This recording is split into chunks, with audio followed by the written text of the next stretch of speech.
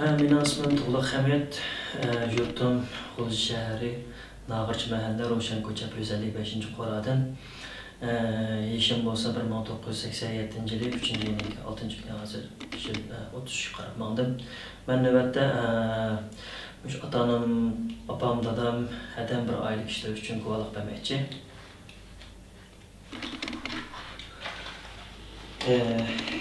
Bu bo'lsa meniki dadam Hamid Abdurahmon. Hamid Abdurahmon 1954-yili 5-ayning 20-kuni G'o'za shahriniki Sharq mahallasi tug'ilgan. Madaniyat saviyasi bo'lsa O'rta texnikum, xizmat o'rni bo'lsa Ilo oblastlik pochta telegraf idorasida kadrop ishlagan. Qiladigan ishi bo'lsa telefon qo'yib telefon o'rnatdi.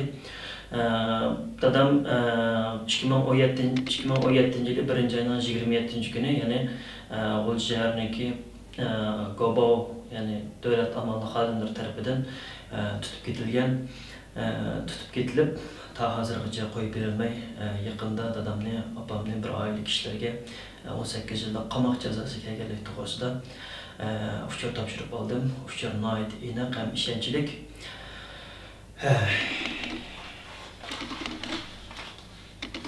Bu bo'lsa mening opam ismi Saodat Bog'dun 1956-yili 8-ayning 21-kuni G'o'za shahri Toshko'rak mahallasida tug'ilgan. Madaniyat saviyasi bo'lsa o'rta maktab saviyasida, burun xizmat qilgan o'rni bo'lsa ili fandaniki qatnash bo'limida bilet sotuvchi bo'lib ishlagan.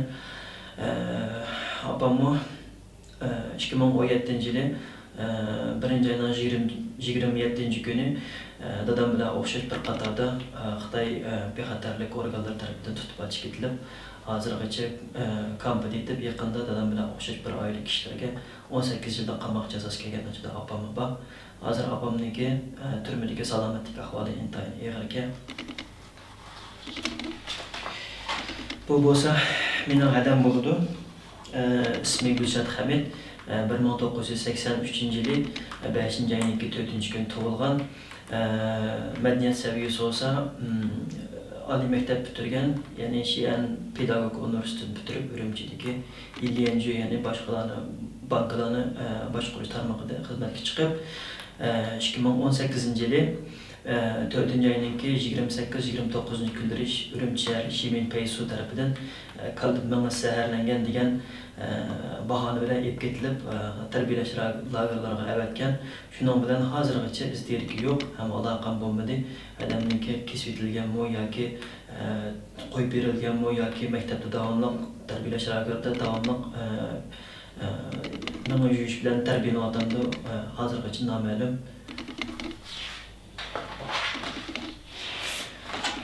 Bu meniki chetga chiqishdan burungi bizniki bir oylik ishlarniki rasm bo'ladi. Men Xitoy hukumatidan opam dadamniki hech qanday bir gunohining yo'qligini arzimagan sabablar bilan, ya'ni meni Shvetsiyaga kelib qilib qolgan, undan keyin 2014 bolam bilan Turkiyada ko'rishgan degan sabablar bilan tutib ketilganiga qattiq qarshiman. Ya'ni shundaqla Xitoy hukumatidan ota-onamni shartsiz qo'yib berishni talab qilaman. Shundaqla yana dunyodagi barliq kishilik huquq tashkilotlari, Birlashgan Davlatlar Tashkilotlarininki Xitoyning navbat yurgizayotgan irqiy qirg'inchilikni darhol to'xtatishiga harakat etib berishiga chin dilimdan umid qilaman. Guvohligim tugdi, rahmat.